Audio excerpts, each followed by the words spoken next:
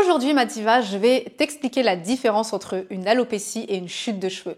Bien que beaucoup de femmes utilisent les mêmes termes pour désigner l'alopécie ou la chute de cheveux, ce sont deux choses complètement différentes. Et aujourd'hui, je vais te l'expliquer.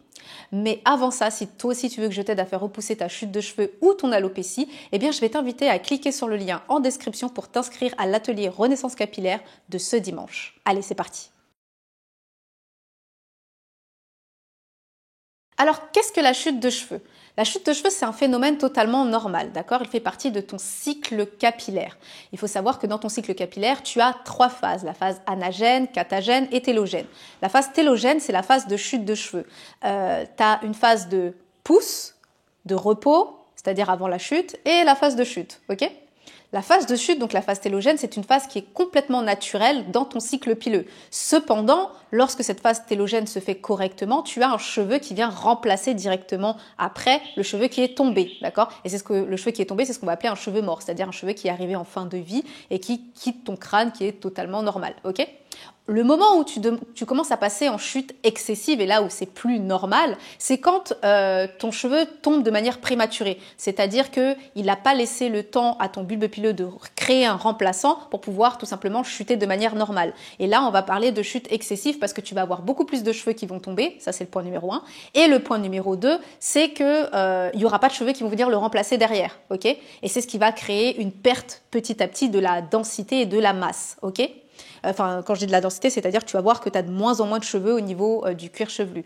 La deuxième chose que tu peux voir également lorsque tu as une chute anormale, c'est que ton cheveu peut drastiquement s'affiner. Généralement, ça va de pair. Tu vois que ton cheveu est beaucoup plus fragilisé qu'avant, ok? Et ça peut être dû à un problème interne ou un problème externe. C'est ce qu'on va voir dans la partie 2. Alors, déjà, à quel moment on va parler de chute excessive? Donc, on va parler de chute excessive lorsque tu vas dépasser la moyenne de entre 50 et 100 cheveux par jour. Bon, ça reste une moyenne, mais en vrai, si tu vois que tu perds plus de cheveux que d'habitude, si tu as l'habitude de noter ce que tu perds comme cheveux et tu vois que ta boule est de plus en plus grosse, enfin la boule de cheveux que tu perds est de plus en plus grosse, c'est que tu es passé en phase de chute, ok? Ça se voit directement, tu le sais, parce que s'il y en a sur le lavabo, je veux dire dans la baignoire, un peu partout, et que c'est pas comme d'habitude, c'est que tu es en phase de chute, ok? Alors, il y a différents facteurs qui peuvent rentrer en compte pour la phase de chute. Tu vas avoir l'alimentation qui va jouer un gros rôle. Il faut savoir que plus ton alimentation va être déséquilibrée et avoir des produits qui vont créer des inflammations et plus tu as des chances d'avoir des chutes, ok? Le cycle hormonal, d'accord? Des fois, ça peut être juste, tu as passé ce mois-ci, tes règles sont les hormones, la progestérone est plus élevée que d'habitude pour pouvoir faire tes règles. Par exemple, tu vas avoir des SPM plus forts ou ce genre de choses. Ça peut créer de la chute. Oui, la phase de SPM, c'est-à-dire la première semaine avant les règles et pendant les règles, tu peux avoir plus de chute que d'habitude. Donc, c'est pas non plus problématique à partir du moment où ça crée pas de trou. Mais voilà, ça peut arriver que un mois sur 2 ou un mois sur 5, tu aies pendant cette période de règles plus de cheveux qui partent. Et là, faut pas t'alarmer, c'est normal, ok? Parce qu'on est des femmes, on est cyclées, c'est normal. Ensuite, tu vas avoir aussi l'état hormonal que tu as ou l'état de santé que tu as. Alors, je vais te dire ça comme ça. En gros, l'état hormonal, ça veut dire est-ce que tu es encore cyclé ou est-ce que tu es en ménopause. D'accord? Il faut savoir que la ménopause engendre de la chute de cheveux plus conséquente et un affinement de la fibre capillaire. Donc, si tu es en phase de ménopause, ça peut arriver que par moment, par mois, tu aies des chutes de cheveux. D'accord? Ça, faut le prendre en compte. C'est parce que l'œstrogène baisse.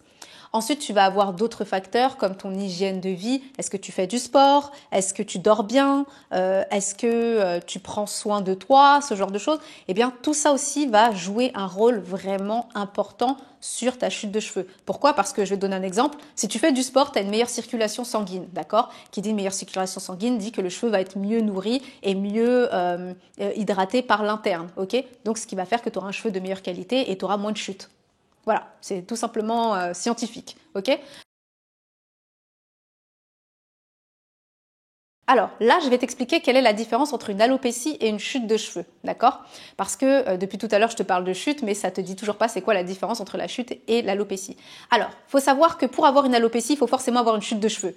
Il faut que le cheveu s'en aille de manière anormale pour avoir une alopécie, d'accord? Donc il faut que tu aies une chute de cheveux anormale pour avoir une alopécie. Donc l'alopécie fait partie d'une classification de chute, mais il y a une bonne différence entre les deux parce que la chute de cheveux, elle, ne crée pas de trou. d'accord? Elle va créer peut-être des zones clairsemées, mais elle ne crée pas de trous. Alors que l'alopécie, elle crée des trous. C'est-à-dire que, comme je l'ai expliqué dans la vidéo que je vais t'inviter à aller regarder sur qu'est-ce qu'une alopécie, eh bien, l'alopécie, elle est localisée. C'est-à-dire que c'est pas une chute comme ça sur tout ton crâne, c'est une chute qui est localisée, qui peut être centrale, et sur le pourtour de la tête. Alors qu'une chute de cheveux, elle n'est pas localisée, elle est plutôt diffuse et ne va pas former de trous, ou très très rarement, d'accord? Et déjà, si ça commence à faire une forte zone clairsemée, on va appeler ça plutôt une alopécie et plus une chute de cheveux, ok?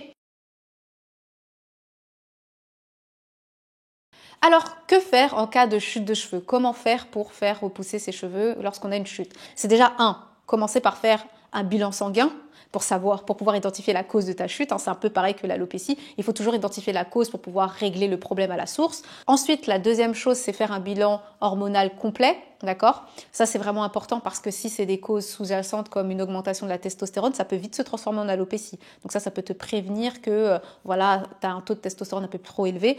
Donc, le plan d'action à mettre en place, c'est qu'une fois que tu as fait tes prises de sang, que tu as identifié à peu près ce qui va ou ce qui ne va pas, eh bien, tu pourras mettre en place un complément alimentaire pour compléter une alimentation, bien sûr, qui est équilibrée.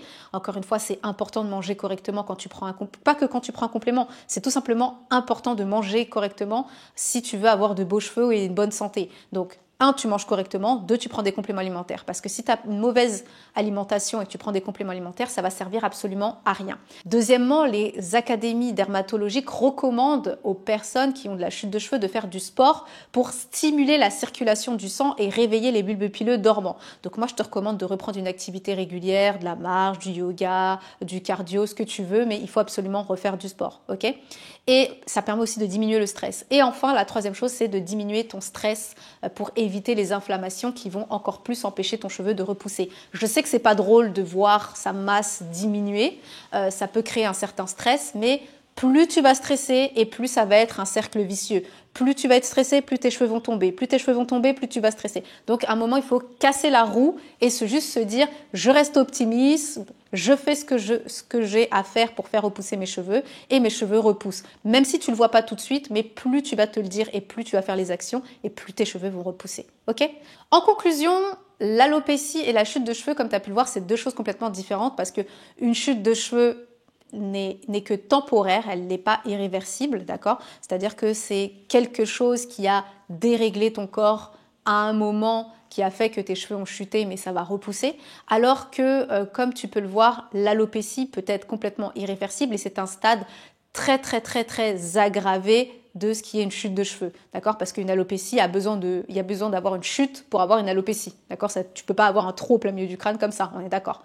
Mais comme tu as pu le voir, c'est une forme vraiment plus grave et plus anormale de la chute de cheveux. Donc c'est pour ça que c'est deux choses différentes. Une chute ne crée pas de trous alors qu'une alopécie crée des trous et peut être irréversible.